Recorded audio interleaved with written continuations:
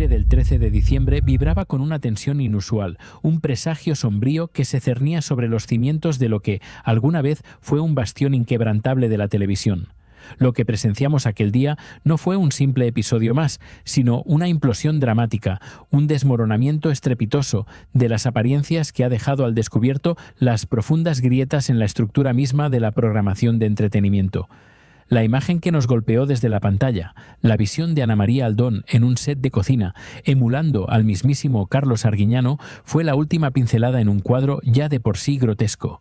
Era el colmo, el punto de no retorno en la espiral descendente que ha engullido a un programa que, por momentos, parecía invulnerable. De diseñadora a cocinera, entre dos oficios donde no ostenta titulación alguna, se perpetúa la paradoja de una televisión que prioriza la figura polémica sobre la coherencia y el talento. ¿Acaso es el único fin mantener a la ex de Ortega Cano anclada a la parrilla, sin importar el precio, sin importar la dignidad de los contenidos?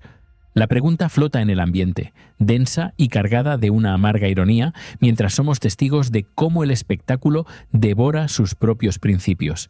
Y, como si la teatralidad culinaria no fuera suficiente, la audacia de Ana María no conoció límites. Lejos de buscar la reconciliación o de mostrar una pizca de benevolencia en el eterno drama con Gloria Camila y Ortega Cano, decidió bautizar su pastel de manzana como Pastel de Gloria. Un gesto deliberado, un dardo envenenado lanzado con precisión quirúrgica para remover la herida, para perpetuar la contienda y asegurar su permanencia en el epicentro de la polémica. Este acto, a mi juicio, raya en el paroxismo de la provocación, un movimiento calculado para mantener encendida la llama de la discordia. Pero antes de sumergirnos aún más en este abismo de controversias, me gustaría saber, ¿desde qué rincón del mundo nos acompañas hoy en este viaje por la verdad? Deja tus impresiones en los comentarios, comparte tu perspectiva sobre este circo mediático que nos tiene a todos con el alma en vilo. Si aún no formas parte de esta comunidad que busca la verdad detrás del telón, te invito a unirte ahora mismo a Olor a Farándula. Tu suscripción es el pilar que sostiene nuestra voz en este universo de artificios, permitiéndonos desentrañar los secretos que la luz del día a veces prefiere ocultar. La maquinaria del drama, sin embargo, no se detiene ahí. Como un trueno en un cielo despejado, irrumpió la noticia de la salida de Kiko Matamoros, un mazazo demoledor que sacudió los cimientos del programa y dejó a la audiencia en un estado de estupefacción. Ayer ya compartía mi convicción y hoy reafirmo, su marcha ha sido la jugada más inteligente de toda la pandilla, un acto de lucidez en medio de la vorágine. Kiko Matamoros, para muchos, representaba la voz de la cordura, la razón que, a pesar de los dolores inherentes a la verdad, se atrevía a pronunciarla. Su ausencia dejará un vacío inconmensurable, una pupa profunda en el corazón del programa que difícilmente podrá ser suturada. ¿Quién, ahora, encarnará esa coherencia, esa racionalidad y preparación que, a pesar de sus detractores, lo definían? La respuesta, me temo, es un eco de silencio. Mientras tanto, un torbellino de acusaciones se cernía sobre María Patiño, señalada no solo en el implacable foro de las redes sociales, sino por la opinión generalizada de los espectadores, como una de las principales artífices de esta dolorosa despedida. En el preciso instante en que la noticia del adiós de su compañero o amigo, la línea es difusa en el teatro de la farándula, llegaba a sus oídos a las 10:42 de la mañana, María Patiño recurría a la estrategia del caracoldo. Sus palabras, publicadas en la red social, buscaban una pátina de nobleza. Vemos el lunes, agradezco las palabras sinceras de Kiko Matamoros. Es un maestro, yo, un aprendiz que capta su mensaje. Un intento, quizás, de salvaguardar su imagen, de amortiguar el impacto de una verdad que ya empezaba a filtrarse. Pero la audiencia, implacable en su juicio, no compró la narrativa. Las redes sociales se convirtieron en un tribunal sin apelación, donde los dardos volaban con una precisión brutal, desmantelando cada sílaba de su comunicado. La culpa de su marcha es tuya. No le dejas hablar nunca y le faltas al respeto constantemente, sentenciaba un usuario, reflejando el sentir colectivo. Otro, con la agudeza que solo la perspectiva externa confiere, añadía: tú y Carlota os habéis cargado a Matamoros. La verdad, cruda y sin barnices, comenzaba a desvelarse, aunque para algunos, como yo, la discrepancia con Kiko en temas como el docufaque de Rocío Carrasco era un punto innegable. La acusación de no permitir hablar, de interrumpir constantemente, resonaba como un leitmotiv en los comentarios. «Ayer fue vergonzoso cómo se le trató», exclamaba un espectador, y la indignación se hacía tangible. La estrategia del caracoldo, esa actitud de no querer entender nada, era para muchos un escudo inútil. Amor propio, decir basta, cuando el debate deja de ser diálogo y se convierte en ataque, rabia y etiquetas como machirulo. Irse también es una forma de respeto y amor hacia uno mismo. Sentenciaba un mensaje que, más que una crítica, parecía una lección de vida dirigida a la presentadora. «Tú eres una soberbia, deberías de quedarte en casa». Ayer no le captaba mucho. «Ya podéis ir cerrando porque los que quedáis son soporíferos», espetaba otro, augurando un futuro incierto para el formato. Las palabras de la audiencia eran un reflejo del hastío, una manifestación clara de que el público no solo exigía contenido, sino también respeto. Y en este punto, el eco de la historia se hacía sentir.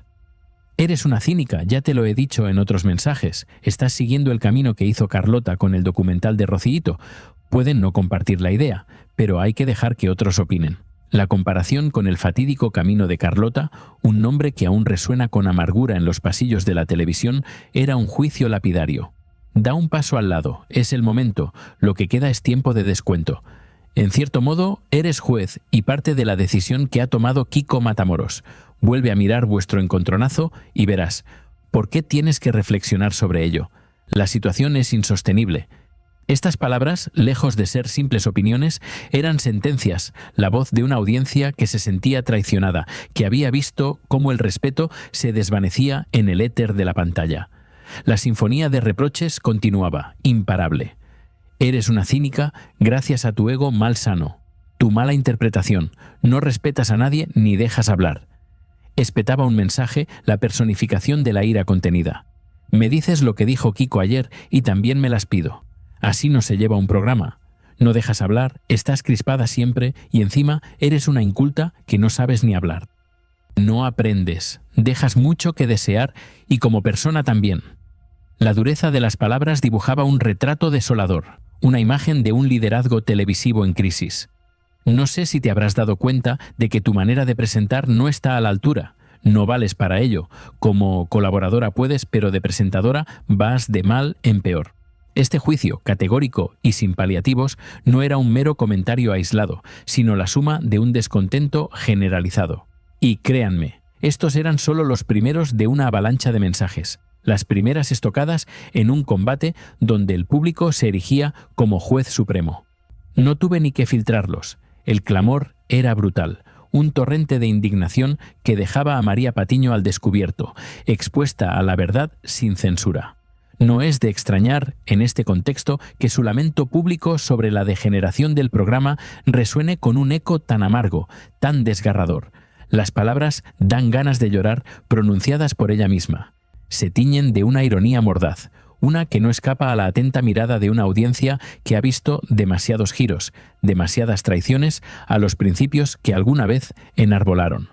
El teatro de la hipocresía se desvela y el público, lejos de ser un mero espectador pasivo, se convierte en el dramaturgo que reescribe el final de la historia. Para ilustrar la magnitud de esta crisis, solo hay que observar algunas de las imágenes recopiladas por la usuaria Curcumina en su vídeo, publicado en la red social X. En apenas 2 minutos y medio somos testigos de un compendio de faltas de respeto, de interrupciones sistemáticas que silenciaron a Matamoros una y otra vez. ¿Cuántas veces se le ha faltado el respeto en los últimos días? Nos interpela el vídeo y la respuesta es un eco angustiante de la verdad. Deja hablar a mi compañero y luego hablas tú. Perdóname, María, es que me pone muy nerviosa porque yo desde casa os veo y está silenciado este hombre porque cada vez que abre la boca tú hablas por encima. La voz del público desde el hogar, esa mirada omnipresente que todo lo ve, resuena con una autoridad inquebrantable. Eso te lo hacemos a ti y saltan chispas. Sentencia un fragmento del clip, exponiendo la doble vara de medir, la inconsistencia entre el reproche ajeno y la propia práctica. No estás aquí. Este debate es estéril. Y como no se está diciendo lo que yo quiero de ti, la audacia visto es estéril y mi compañero está hablando de la audacia. Yo he hablado de Dubái, pero ¿qué está dando eso a Kiko, hijo? ¿Pero estás interpretando? La fragmentación de la conversación, la imposición de la propia narrativa, era una constante. Y esto no era un incidente aislado, sino un patrón de conducta. 2 días antes, la situación no era menos tensa. Hasta la nariz de Porlaviche, a mí que discutir no me importa. Que a mí me aportes cosas, que la vea a menudo tampoco, exclamaba uno de los protagonistas. Pero María, yo creo que lo decía por ti, lo decía por Juan Sandiño. Esta gente en el Canlo, yo estaba así, como a Chantal. La sala entera era un campo de batalla dialéctico, un pandemonium donde las voces se superponían y el respeto mutuo parecía una reliquia del pasado. Las imágenes hablan por sí solas. Están completamente desquiciadas. Solamente hace falta ver los programas para ver que se les ha ido de las manos. La conclusión es ineludible. Las broncas, las interrupciones, la imposibilidad de que Kiko Matamoros desarrollara una idea no se referían a cuestiones menores, sino a una sistemática anulación de su voz. No pueden ir verlo, no lo deja hablar. Están siguiendo lo mismo que hicieron con el doco fake de Rocío Carrasco. Es exactamente lo mismo. Una acusación grave, una que conecta el presente con un pasado doloroso y controvertido. Todo aquel que cuestiona la información o la opinión impuesta es tachado, silenciado, le mete el palo y ya no lo deja hablar en todo el día, lo pone de vuelta y media y esto no puede ser. La libertad de expresión, ese pilar fundamental de cualquier sociedad democrática, parece haber sido relegada al olvido en estos dominios televisivos. O sea, mínimo de libertad de expresión, ¿no? ¿No queremos libertad de expresión por libertad para todo el mundo? No para los que a ti te caen bien y el resto, pues que les dé mucho por ahí, porque me parece, en fin, una desvergüenza. El sentir popular es unánime, la balanza de la equidad se ha inclinado peligrosamente y con ella la credibilidad del formato. El 13 de diciembre, lejos de ser un día más, se erige como un hito, un punto de inflexión donde las máscaras cayeron y la realidad, cruda y sin artificios, se mostró en todo su esplendor. Este no es solo el inicio de una historia, sino el preámbulo de una caída, el telón que se abre ante la demolición de un imperio de apariencias. ¿Seremos testigos de un resurgimiento o de la inevitable desintegración? Solo el tiempo y nuestra mirada atenta podrán revelarlo. Tras la tempestad de controversias que asoló al programa el 13 de diciembre, el velo de la hipocresía se rasgó aún más, revelando una nueva trama de engaños que desafía la lógica y la credibilidad. En el ojo de este huracán se encuentra Kiko Hernández, una figura central cuyo relato ha mutado con la velocidad de un espejismo en el desierto, dejando a su paso un rastro de contradicciones y una promesa de verdad que se desvanece en el aire. Lo que comenzó como un acto de supuesta resistencia heroica, pronto se desvelaría como un entramado de falsedades cuidadosamente construidas, destinadas a manipular la percepción pública. El gobierno de Melilla, con la autoridad que confiere la verdad oficial, lanzó un comunicado que actuó como un mazazo demoledor, pulverizando la narrativa que Kiko Hernández había tejido con tanta maestría. Las acusaciones eran graves, lapidarias. Esta gente, aseguraba el comunicado, lleva mintiendo al telespectador desde hace ya un año. Afirmaban poseer dolencias inexistentes, una farsa descarada para generar lástima y justificar sus actos, mientras la realidad, como un depredador sigiloso, acechaba en la oscuridad, lista para atacar. La mentira, sin embargo, posee una naturaleza expansiva, una capacidad camaleónica para transformarse y adaptarse a las circunstancias. De una presunta propiedad, Kiko Hernández y su equipo pasaron a afirmar que solo explotaban las actividades, un giro de guión tan abrupto como inverosímil. ¿Cómo es posible que, en cuestión de minutos, la esencia de un conflicto cambie tan radicalmente, sin que ello despierte las más profundas sospechas? La incredulidad se apoderaba de la audiencia, que observaba atónita este baile de versiones, esta demolición constante de la realidad que ellos mismos habían forjado. Mira, eso no es cierto. No es cierto. No pagué. Como en no da un pie con bolsas pobres. Esto no es ninguna cesión. Esto no es absolutamente nada.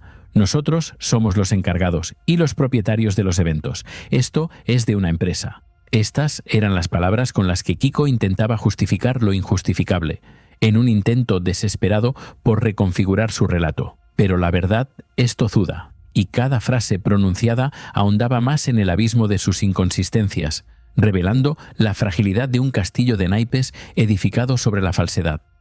La contradicción era tan flagrante que resultaba dolorosa. Si la empresa es la verdadera propietaria y ellos son solo contratados, ¿qué sentido tiene su huelga de hambre, su encadenamiento a las puertas del local? La imagen, tan dramática y calculada, se desmoronaba bajo el peso de la lógica más elemental. Si el problema era de la empresa, ¿no debería ser la empresa la que se inmolara en tal acto de protesta? La pregunta, retórica y contundente, evidenciaba la farsa, el clímax de una hipocresía que había alcanzado cotas insospechadas, una traición a la inteligencia de quienes observaban desde sus hogares, buscando respuestas claras. Pero Kiko Hernández, con la audacia que solo la desesperación otorga, continuaba tejiendo su laberinto de mentiras, enroscándose cada vez más en sus propias redes. Y esa empresa nos ha contratado a nosotros para hacer esos eventos y para hacer los eventos que nos den la gana. Y eso es legal. Y eso... entonces, ¿ahora vosotros sois contratados por una empresa? ¿No decíais que vosotros erais los que teníais la licencia en activo? La confusión era generalizada, un torbellino de versiones que cambiaban con el viento, con la única finalidad de evadir la verdad, de esquivar la responsabilidad que se cernía sobre ellos. De tanta mentira, una ya no se entera de lo que cuentan, ni de lo que ha sido contado, ni de lo que, supuestamente, es la verdad. Han cambiado la versión tropecientos millones de veces, con la única finalidad de confundir, de sembrar la duda y de desviar la atención del verdadero problema. Primero eran unos misteriosos mexicanos. Luego se trataba de la hija de un pez gordo que quería quedarse con todo. Y ahora de pronto ya no son los propietarios, sino meros contratados por una empresa. ¿Acaso creen que la memoria de la audiencia es tan frágil, tan fácilmente manipulable? La indignación crecía, palpable en el éter de la televisión. ¿Y qué pintan ellos atados y encadenados a la puerta del local? A mí esto me huele, como digo, a caca desde lejos. La metáfora, cruda y visceral, encapsula el sentir de una audiencia que ya no distingue la realidad de la ficción, que ha sido arrastrada a un circo de versiones contradictorias.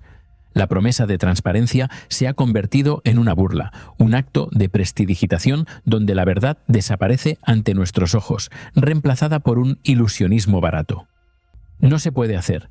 Entonces, lo que pasa es que ellos quieren que nosotros tenemos la sesión, que nosotros tenemos que tener la diferencia. Yo no tengo que tener la diferencia, la tiene que tener la empresa que la tiene y la tiene en regla. La argumentación, confusa y circular, no hacía más que evidenciar la desesperación por encontrar una salida, una justificación a lo injustificable. Pero entonces, ¿qué pintas tú encadenado ahí? O sea, que se ponga en huelga la empresa, ¿no?